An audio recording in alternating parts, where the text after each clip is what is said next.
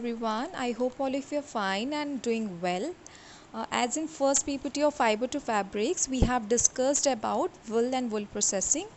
Now let us move ahead with the second PPT with another subtopic, which is called as silk and rearing of silkworms. Fine.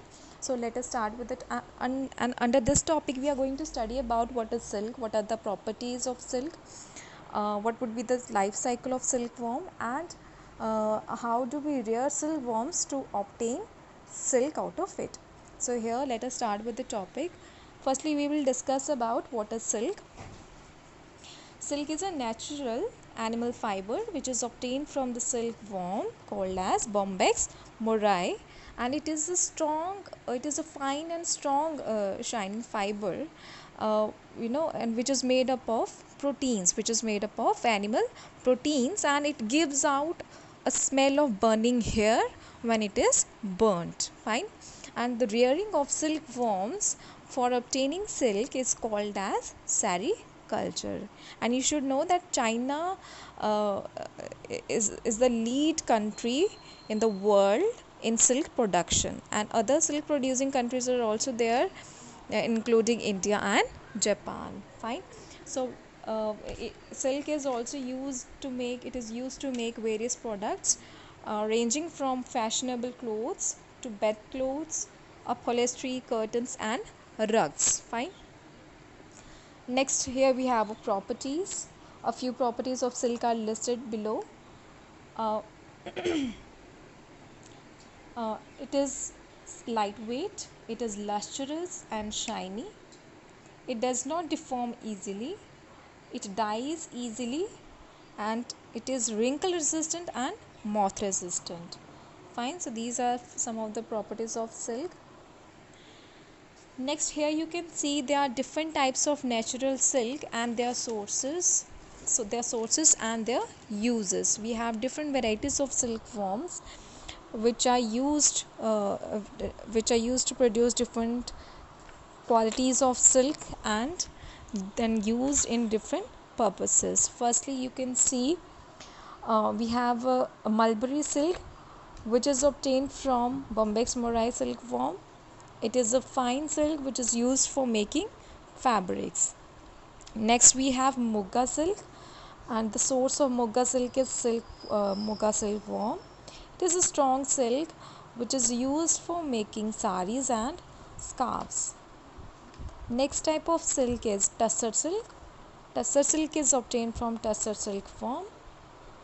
It is also strong silk which is used for couches, jackets, and sweaters. Next types we have Eri silk, we have mussel silks, and we have spider silks, and in front of these types of silk, sources are given and the uses are given. And out of it, the most expensive silk is mussel silk. Okay. Next, we have life cycle of silk moth, and during the life cycle of silk moth, it has 4 stages. We have eggs, larva, pupa, and adult moth.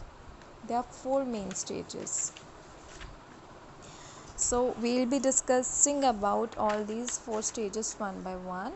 So first stage comes, it is your egg. A female silk moth, it lays around 200 to 500 eggs on mulberry leaves at one time. And after the hatching of these eggs, a larva is released, and after few weeks, larva emerges out of these eggs, and these are called as caterpillars or silkworms. And this stage is called as larval stage. This larval stage, it lasts for 25 days, about 25 days. Young caterpillars, they feed only on mulberry leaves during this time and grows in size. Next is cocoon. There are 2 tubular silk glands which are present on the head of a caterpillar, and those silk glands, they secrete Fibrous proteins, you just correct the spelling of proteins, it's S, it's not D. It secretes types of proteins, it secretes the fibrous proteins called as serine and fibrin, which are converted into fine long thread of silk after coming in contact with air. Fine. And with the secretion, caterpillar spins a protective cocoon around itself till it is fully covered. And this cocoon formation takes around 2 to 3 days. During the cocoon formation, a larva inside cocoon, it develops into pupa. Fine. And this pupa then grows in size to become adult moth after around 2 to 3 weeks. Fine. So this is the whole life cycle. And after adult moth, when it becomes adult moth, again it starts laying eggs, and again the whole process moves on again.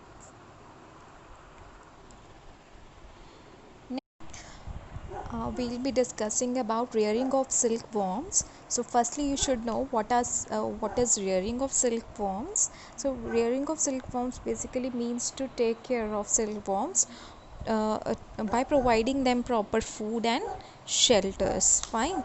So the first step in the rearing of silkworm is that firstly the female silkworm, the female silk moth, it lays around 200 to 500 eggs at a time, as we have already discussed in the life cycle. And after releasing the eggs, or after laying the eggs, these eggs are then put into the incubators. अब इन eggs को कहाँ रखा जाता है? Incubators में रखा जाता है. Incubators basically क्या होते हैं? Incubators they are box like structures जिसमें eggs को रखा जाता है और एक particular desired temperature दिया जाता है इनको, so as to hatch the eggs into larva, or to hatch the eggs to produce new young one. Fine. Because ultimately hatching के लिए eggs को temperature की ज़रूरत होती है, and that temperature can be provided in an incubator. Fine.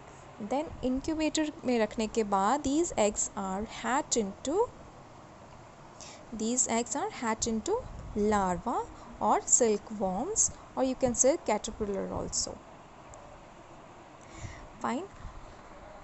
After the release of these larvae from the eggs, they are then allowed to feed on mulberry leaves. So mulberry leaves के ऊपर ये दिन रात feed करते हैं, day and night they feed on these mulberry leaves and grows in size. Fine. And once it grows in size, it starts spinning cocoon around its body. So ये cocoon जैसे during the formation of cocoon, the larva which is present inside that cocoon, it starts developing into pupa. Fine. So ये जो आपका cocoon spinning होती है, and cocoons are then put into boiling water or can be treated in Owens. अब इनको cocoons को boiling water पे, hot boiling water में क्यों डाला जाता है या फिर ओवेंस में क्यों रखा जाता है? सो दैट इसके अंदर के जो लार्वा है वो किल हो जाए, वो प्यूपा जो स्टेज है वो मर जाए. बिकॉज अल्टीमेटली अगर आप लोग if it is not destroyed या फिर if it is not killed, then ये जो आपके लार्वा होते हैं, it can damage the cocoon और they can reduce the length of silk fibres. Fine. So hot water में डालने से क्या होता है, जो सिल्क फाइबर्स होते हैं they get soften and it is easy to unwind the silk fibers into a continuous thread. After this, next step is reeling. And what happens in reeling? Basically reeling is the process of taking out threads from the cocoon. Okay. तो as I told you कि boil water में डालने के बाद जो silk threads होते हैं they get soften and so that we can unwind the silk fibres. So ये अनवाइंडिंग के लिए क्या किया जाता है? रीलिंग प्रोसेस किया जाता है, and reeling is done in special machines. Fine. So special machines are use to unwind the threads or unwind the fibers of silk from the cocoon. और जैसे ही हम लोग सिल्क फाइबर्स कोकून में से निकालते हैं यूजिंग रीलिंग प्रोसेस, तो you know the silk fibres they are very delicate.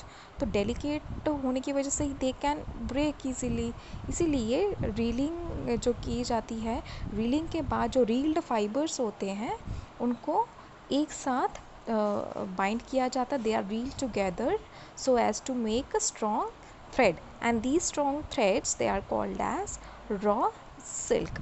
Fine. And you know ऐसा नहीं है कि जो रॉ जो ख़राब कोकून्स होते हैं या फिर जो वेस्टेड कोकून्स होते हैं उनको फेंक दिया जाता है। No, they are not allowed to throw, but they are then used to produce an inferior quality of silk which is called as spun silk. Fine. So जैसे ही हम लोगों को raw silk मिलता है, these raw silk are then twisted to produce thrown silk. ठीक है, तो raw silk को जब हम ट्विस्ट करते हैं to produce a silk which is called as thrown silk, इस प्रोसेस को हम लोग बोलते हैं थ्रोइंग। फाइन। तो जैसे हम लोगों को थ्रोन सिल्क मिलता है, thrown silk is then allowed to dye for making colour fabrics. Fine. And these dyed silk fibres and then spun into silk threads, जिसको फिर they are then allowed to woven into silk clothes by different weavers. Fine. So to memorize the whole concept, the whole process of rearing of silk worms to produce silk, you can memorize, you can recall this flow chart. Fine. And you know in sericulture industries also, there you have a number of occupational hazards, and the people who are working there in sericulture industries, they are adversely affected. Mostly they are affected with the respiratory diseases such as asthma, breathing problems, bronchitis. Fine. So this is all about your topic, silk and rearing of silkworm. Thank you.